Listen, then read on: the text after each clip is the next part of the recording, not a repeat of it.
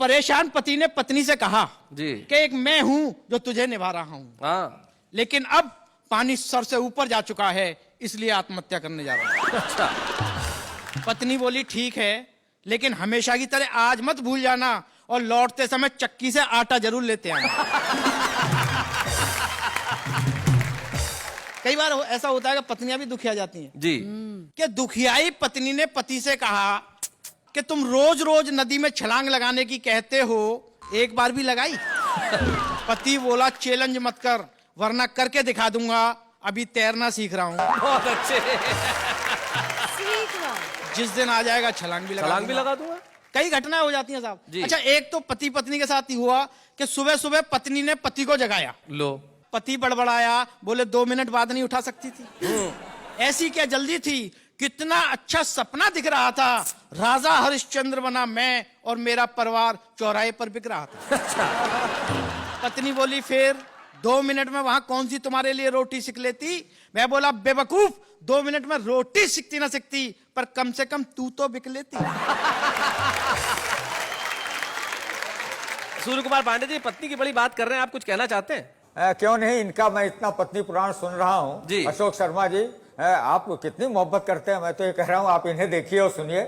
कितना शरीफ शख्स है, हाँ। पत्नी पे फिदा है। कितना शरीफ शख्स है, पत्नी पे कितना फिदा है। शरीफ शख्स है, पत्नी पे फिदा है। उस पे कमाल ये है कि अपनी पे फिदा है। अपना ही माल है, फिदा भी होना चाहिए उसमें। सही बात है। बड़ी बड़ी घटनाएं हो जाती हैं साहब। एक तो मुझे याद आ रहा है कि एक पति तैयार होके बिल्कुल नए से कपड़े पहन के जैसे ही निकला, वैसे ही पीछे से पत्नी ने पकड़ लिया। बोले कहां जा रहे हो?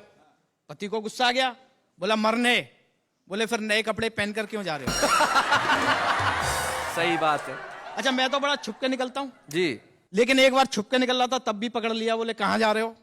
मैंने कहा 1-2 घंटे के लिए बाजार जा रहा हूं घूमने। बोले कहीं नहीं जाना, सब्जी मंडी चलना है। अच्छा। पत्नी के साथ सब्जी मंडी चला गया। मैंने देखा सब्जी मंडी में सब्जी वालों के बीच में एक डॉक्टर की दुकान थी साहब। अच्छा, डॉक्टर की दुकान। हाँ, अच्छा, मुझे बड़ा अटपटा लगा। मैंने सब्जी वाले से बात कर रहा हूं, आप कविता का आनंद उठा। जी। एक बात समझ में नहीं आई श्रीमान, सब्जी मंडी उसमें डॉक्टर की दुकान। हाँ वाह, सब्जी की दुकान पर इक्का दुक्का और डॉक्टर की दुकान पर भीड़ भड़क्का। हाँ। हमने डॉक्टर से पूछा इसका कारण बताएंगे? वह बोला आइए विस्तार से समझाएंगे। अच्छा।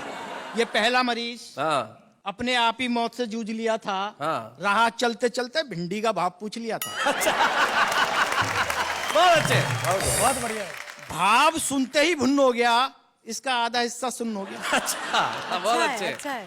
और इसने सब्जी मंडी में आकर अपनी जान को आफत लगाई है। सब्जियों के भाव से ज्यादा इसका ब्लड प्रेशर आई है। बहुत अच्छा। यह जन्मजात लोभी, स्वाद स्वाद में खा गया आधा किलो गोभी। अच्छा। अब 80 रुपए का भाव सुनकर सुबक रहा है। आधा किलो गोभी सुबह से हुबक रहा है। बहुत बढ़िया अशोक।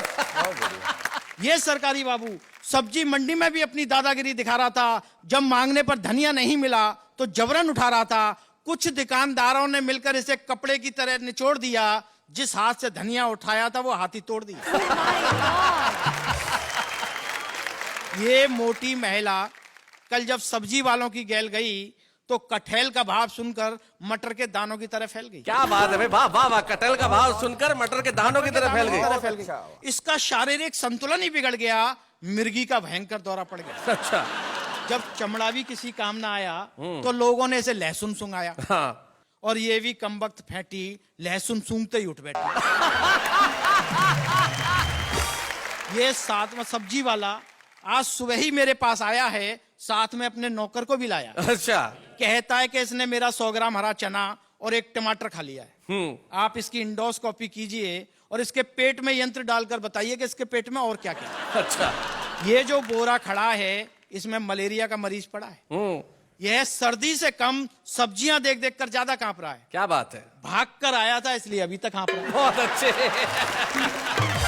ये हार्ट का मरीज 3 हार्ट अटैक के बाद भी जिंदा है। भगवान की देन है, फिर भी कमबख्त प्याज का भाव सुनने के लिए बेचैन है। बहुत अच्छा। वो जिसके हाथ में दुनाली है, हाँ। उसके बेटे से किसी ने 700 रुपए की सब्जी छुड़ा ली है। ओहो।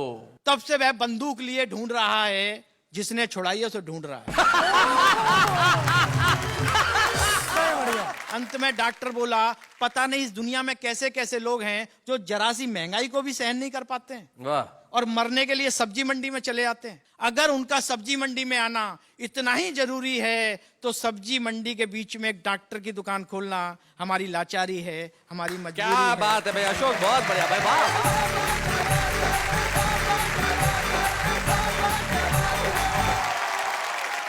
बहुत बढ़िया अशोक, आपने एक व्यंग कविता के माध्यम से हमारी इस महंगाई की लाचारी, हमारी महंगाई की इस मजबूरी पे जो कड़ा प्रहार किया। ऐसा दिन आ ही गया है, लेकिन जब तक कविता का प्रहार जिंदा रहेगा तब तक हम ये सवाल लोगों से और व्यवस्था से पूछते रहेंगे कि आखिर वो दिन कब आएगा जब देश के हर घर में दोनों वक्त बच्चे सब्जियां खाएंगे और हम ऐसी कविताएं लिखने पे हमें मजबूर नहीं होना पड़ेगा। लेकिन अशोक, बहुत बढ़िया कविता आपने सुनाई, जिसके लिए आपको बहुत बहुत बधाई।